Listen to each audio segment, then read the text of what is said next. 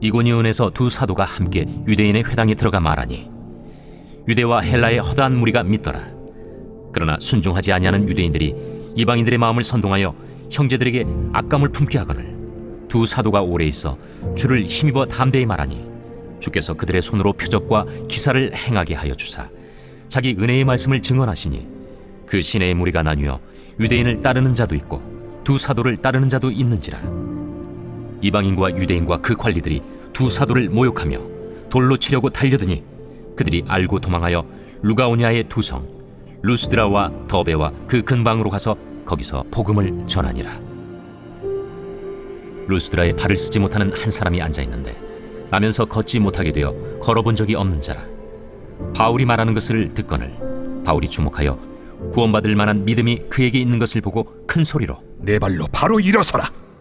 그 사람이 일어나 걷는지라. 무리가 바울이 한 일을 보고 루가오냐 방언으로 소리질러 이르되 신들이 사람의 형상으로 우리 가운데 내려오셨다. 바나바는 제우스라 하고 바울은 그 중에 말하는 자이므로 헤르메스라 하더라. 시외 제우스 신당의 제사장이 소와 화환들을 가지고 대문 앞에 와서 무리와 함께 제사하고자 하니 두 사도 바나바와 바울이 듣고 옷을 찢고 무리 가운데 뛰어들어가서 소리질러 여러분이여, 어찌하여 이러한 일을 하느냐? 우리도 여러분과 같은 성경을 가진 사람이라. 여러분에게 복음을 전하는 것은 이런 헛된 일을 버리고 천지와 바다와 그 가운데 만물을 지으시고 살아계신 하나님께로 돌아오게 함이라. 하나님이 지나간 세대에는 모든 민족으로 자기들의 길들을 가게 방임하셨으나 그러나 자기를 증언하지 아니하신 것이 아니니 곧 여러분에게 하늘로부터 비를 내리시며 결실기를 주시는 선한 일을 하사 음식과 기쁨으로 여러분의 마음에 만족하게 하셨느니라. 이렇게 말하여 겨우 무리를 말려 자기들에게 제사를 못하게 하니라. 바울과 바나바는 계속해서 1차 전도 여행을 하고 있는 중입니다. 복음을 전하는 곳마다 모든 사람들이 환영해 준 것은 아니었습니다. 환영해 주는 사람들도 있었고 적대적으로 대하는 사람들도 있었죠. 오늘 본문에 보면 이고니온이라는 곳으로 가서 복음을 전할 때도 마찬가지였습니다.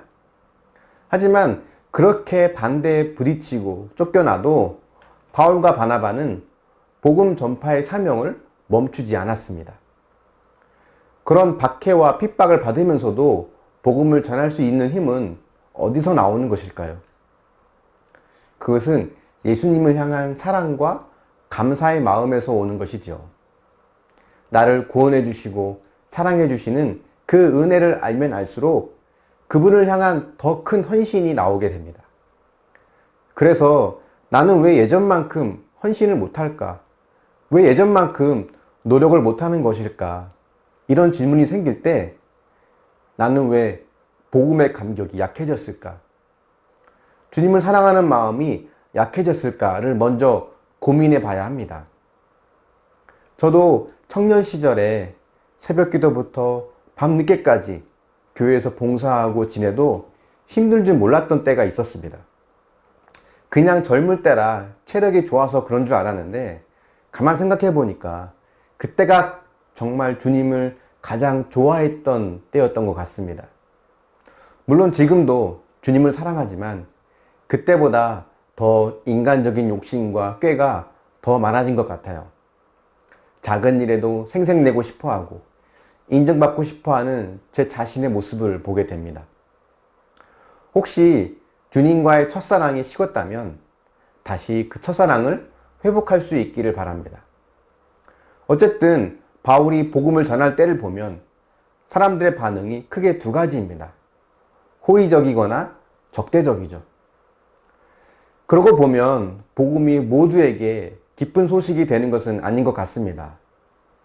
과거 일제강점기가 끝나고 독립이 되었을 때 독립이 모든 사람에게 기쁜 소식이 되지 않았던 것과 마찬가지인 것 같습니다. 이것은 오늘날 우리가 믿음을 지키며 말씀대로 살아보려고 할 때 사람들이 보이는 반응에도 똑같이 나타납니다. 내가 정직하게 믿음대로 살고 복음을 전하며 살 때 모두가 그것을 환영하는 것은 아닌 것 같습니다. 그래서 모처럼 신앙으로 살아보려 할 때 누가 나를 조롱하거나 반대하면 그 의지가 꺾일 때가 있죠. 그럴 때 기억하십시오. 그런 반응이 있는 것은 당연한 일이다.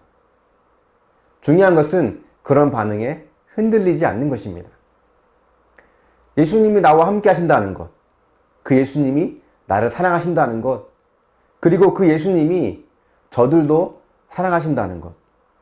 이것은 변함없는 진리죠. 이 진리를 붙잡고 흔들리지 않아야 합니다. 때론 지나치게 환대하는 것도 우리는 경계해야 합니다. 오늘 본문에 보면 루스드라 사람들은 바울이 일으킨 기적을 보고 바울을 제우스로 여기고 숭배하려고 했습니다. 바울은 옷을 찢고 소리 지르면서 그들을 막았죠. 우리는 복음의 심부름꾼이라는 것을 제대로 인식해야죠. 만약 그렇다면 지나치게 환대받는 것에도 또 적대적으로 반응하는 것에도 우리는 흔들리지 않을 수 있습니다. 오늘 말씀을 통해서 내 안에 잃어버린 주님과의 첫사랑이 있는지를 돌아보고 다시 그 사랑을 회복할 수 있기를 바랍니다. 또한 우리는 복음의 심부름꾼이라는 것을 잘 기억하고 어떤 반응에도 흔들리지 않고 이 땅에서 복음대로 말씀대로 살면서 복음을 전하는 삶을 잘 살아낼 수 있기를 축원합니다. 묵상해 보십시오. 주님과의 첫사랑을 회복하고 있습니까? 그 사랑을 잃어버렸다면 언제 무슨 일로 잃어버렸습니까? 믿음으로 살려고 할 때 주변 반응에 휘둘리는 편입니까? 기도하겠습니다.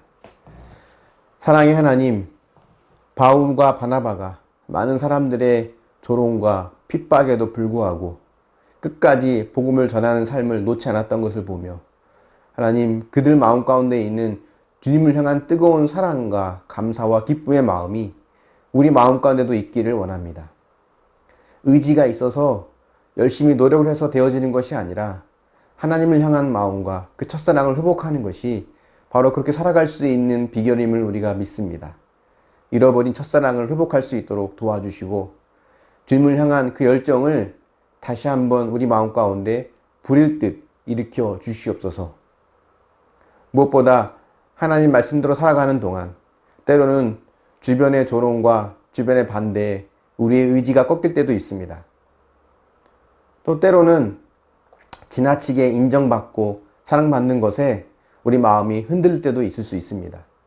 어떤 상황에서든 중심을 잡고 복음의 청지기이며 또 복음의 심부름꾼임을 잘 기억하고 참 주인 대신 주님의 뜻에 합당한 삶을 살아갈 수 있도록 도우시고 인도하여 주시옵소서. 감사드리며 예수님의 이름으로 기도합니다. 아멘.